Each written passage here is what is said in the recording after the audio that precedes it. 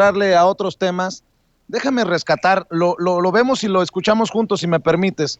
El discurso Por también favor. de Benjamín Robles. Ayer lo escuchaba, lo veía, y creo que es importante porque desnuda a estos que siguen defendiendo la impunidad, a estos que siguen defendiendo la corrupción, a estos que siguen estando del lado equivocado de la historia y que no se dan cuenta del sentir del pueblo, y si se dan cuenta, se hacen pendejos. Vean y escuchen al diputado por Oaxaca del Partido del Trabajo, Benjamín Robles Montoya. Muchas gracias, compañeras, compañeros. A estas alturas, compañeras y compañeros legisladores, a estas alturas, pues la verdad es que ya no me sorprende la incongruencia que exhibe la oposición. Vienen ahora a esta tribuna a acusar sometimiento del Poder Judicial cuando hace unos meses defendían su autonomía a capa y espada. Hace meses aplaudían la resolución de inconstitucionalidad de la Corte sobre la ley de remuneraciones. Promovían controversias contra el acuerdo del Ejecutivo sobre la Guardia Nacional y vitoreaban jueces y magistrados que se pronunciaban en contra de que se les redujeran sus estratosféricos sueldos. Pero ahora, como no les gustó la resolución sobre la consulta popular, entonces vienen a decir que el Poder Judicial está sometido al Ejecutivo. Si la Corte hubiera determinado la inconstitucionalidad de la consulta, entonces vendrían aquí a decir que la Corte hizo prevalecer su autonomía y que resolvió conforme a derecho, que no se sometió a los caprichos, dirían ustedes, del presidente. O sea, que para ustedes la rectitud de la institución depende de que se resuelva lo que ustedes quieren, o más bien de que su resolución sea contraria a este gobierno. Pero, compañeras y compañeros, la consulta popular es un mecanismo de participación ciudadana en la toma de decisiones. Y en la Cuarta Transformación no mandan los grandes empresarios, ni los intereses económicos que tenían a Salinas, a Zedillo, a Fox, a Calderón, a Peña Nieto, como títeres de sus intereses. En la Cuarta Transformación, el pueblo es el que manda, y aunque les duela, el enjuiciamiento a los expresidentes no es una ocurrencia de quienes formamos parte de la 4T. Es un clamor popular, es una exigencia del pueblo de un pueblo profundamente agraviado por la actuación de quienes, como presidentes, se sirvieron del cargo en beneficio propio y de sus cómplices. Y no, los derechos humanos de los expresidentes no son puestos a consulta ni están a discusión. Entiendan que el meollo está en la pregunta de la consulta. Si la pregunta fuera si la ciudadanía está de acuerdo a que se juzgue a los expresidentes, entonces la consulta evidentemente sería inconstitucional, porque efectivamente la acción penal no puede derivarse de una voluntad popular, sino de elementos que acrediten la probable responsabilidad. Pero no se va a preguntar eso. La Corte resolvió que la materia de la consulta es constitucional y modificó la pregunta precisamente para evitar que tuviera rasgos tendenciosos o elementos que la hicieran inconstitucional. Pero lo importante, compañeras y compañeros, es que una deliberación transparente y argumentada, en una deliberación así, la Corte resolvió con apego a derecho que la materia de la consulta es constitucional.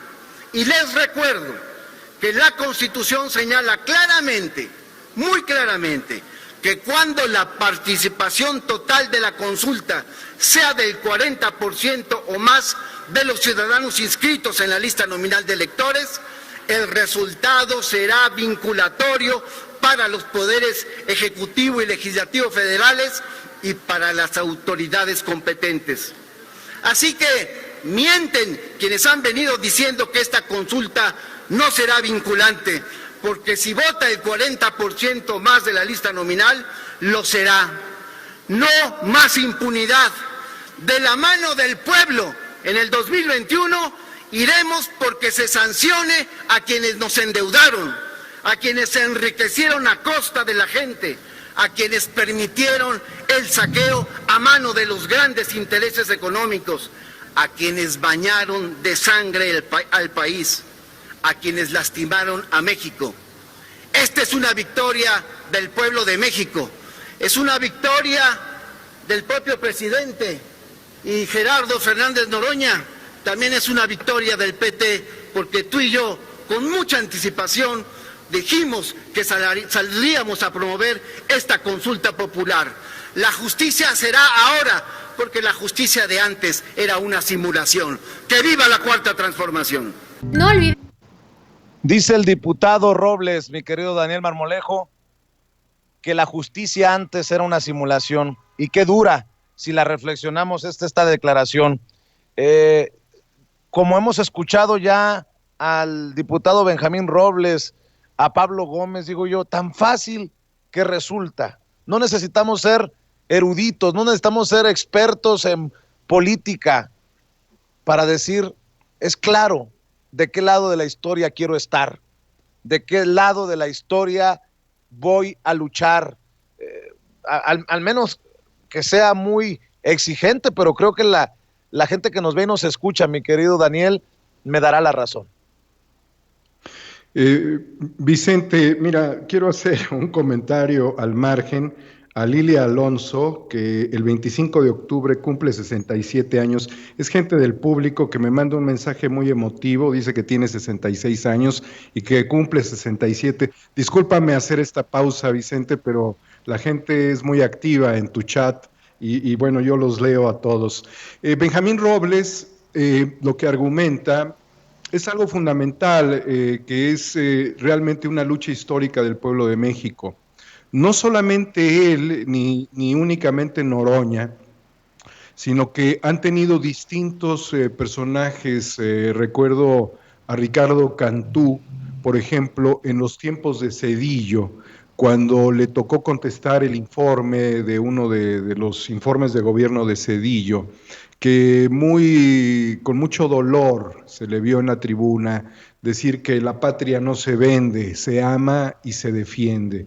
Desde luego hay una controversia en este momento por la defensa que hicieron de un número determinado de fideicomisos los personajes del PT, y eso habrá que valorarlo porque hay que analizar que incluso algunos periodistas pedían que no se acabara naturalmente el fideicomiso para el mecanismo de protección a periodistas y defensores de derechos humanos, pero creo que esas cosas se pueden aclarar.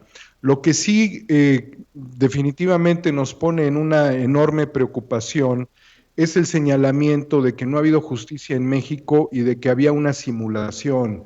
Pues cómo no iba a haber simulación con Eduardo Medina Mora en la corte, querido Vicente, con los jueces y magistrados, incluso con grupos vinculados con Miguel Ángel Mancera, que protegían los intereses de criminales de cuello blanco en la Ciudad de México, no solamente del sector inmobiliario, sino también hasta de la cooperativa Cruz Azul en la Ciudad de México, que manejaban ese tipo de controles. La situación verdaderamente confronta mucho al pueblo de México, porque recuerdo, por ejemplo, al padre Solalinde en esta gran manifestación que hicimos afuera de la corte, que yo acompañé al pueblo en esta manifestación, pues señalando realmente que el único poder que no estaba armonizado con la transformación era el poder judicial. Y bueno, ahora que los restos de este luchador Oliverio Guerrero llegan a su pueblo, en Cruz Azul Hidalgo, en el estado de Hidalgo justamente, él luchaba y luchó permanentemente porque el Poder Judicial no metiera las manos a favor de un criminal de cuello blanco.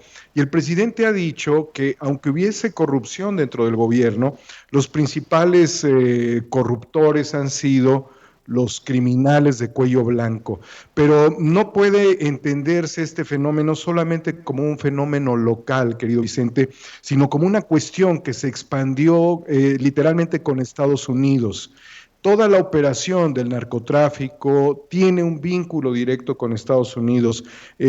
Toda la operación de García Luna, toda la operación de Cienfuegos tenía contrapartes en Estados Unidos. No hemos visto siquiera un nivel escandaloso como detener a los personajes antes señalados en México. Igualmente, el tema del Chapo Guzmán y lo que pudiera jalar definitivamente con ello es concretamente a los dos últimos expresidentes de México que tendrían que ir a dar su testimonio a la corte en Estados Unidos. Entonces el entramado de la corrupción es uno de los entramados más grandes y te demuestra que tanto la corrupción con la coadyuvanza de los sistemas de procuración de justicia que facilitaban que no hubiese ninguna acción en contra de los grandes criminales, permitieran a través de la impunidad que el fenómeno de la corrupción fuese un arma de destrucción masiva para los pueblos como México, subyugados por la enorme fatalidad de la desgracia en todos los órdenes, desde luego en las poblaciones marginadas por los delincuentes, quienes destruyeron las células sociales a través de la extorsión, quienes controlaban los puertos, las aduanas, quienes mantenían el control de las regiones agrícolas para reconvertirlas específicamente en el narcotráfico, donde se fueron las mineras canadienses también, Vicente, y en el tema de Sonora con el tema de litio y lo de los Levarón, que a mí nunca me ha quedado nada claro, ni siquiera por las vías en las que se mantiene la investigación en este momento.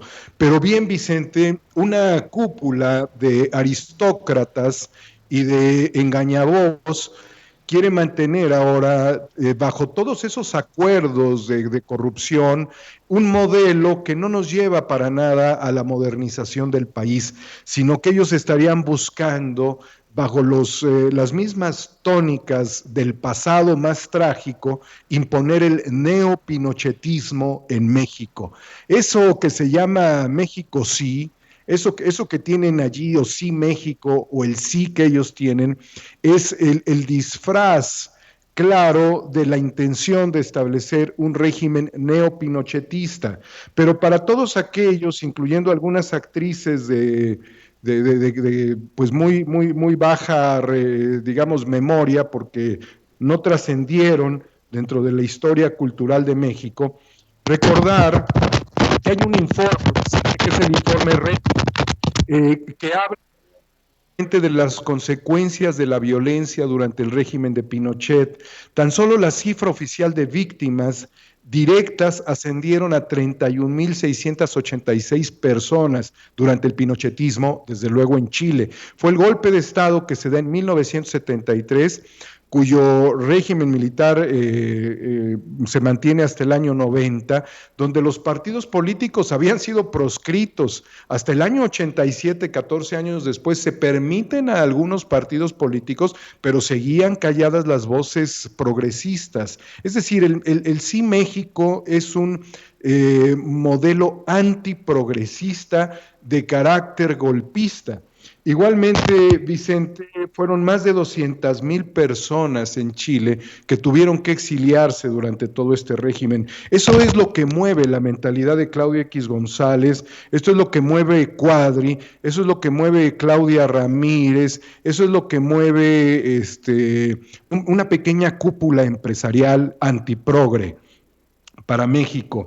Pero también, Vicente, hay que señalar que debido a toda esta fuerza emotiva de transformación que México tiene y a la cual nos hemos sumado como representantes de la voz popular en las mañaneras, tanto tú que lo has hecho, Meme, tantos comunicadores independientes que no vamos por ningún chayote a la presidencia y que pasamos un momento importante de tránsito hacia una vida democrática, plural en México, pues estas voces también estamos intentando ser atacadas por los borolistas, Vicente, porque los borolistas están utilizando a personajes de segundo nivel para tratar de, utilizando nuestras propias herramientas, como es la guerra híbrida, una serie documental impoluta en su tratamiento, prístina en cuanto a su agudeza, determinante para entender el fenómeno actual que vive México, de valor histórico y de trascendencia para la nación, que desde luego la podemos encontrar en Sin Censura, en Cuarta República, utilizar esos mismos elementos para hacer una serie de argumentaciones que pudieran funcionar, pero yo sé que no les va a funcionar, a los mismos intereses borolistas que estarían tratando junto con el neofascismo y el neopinochetismo de establecer una condición tanto golpista como de protección en un momento muy trágico para ellos, porque después de la exhibida que le dimos al Tribunal Electoral del Poder Judicial de la Federación del año 2006, que fue el que nos heredó al narcogobierno de Calderón y que así yo se lo recriminé al tribunal actual 48 horas antes de que se dictaminara el destino de México libre, no, evidentemente les dolió muchísimo.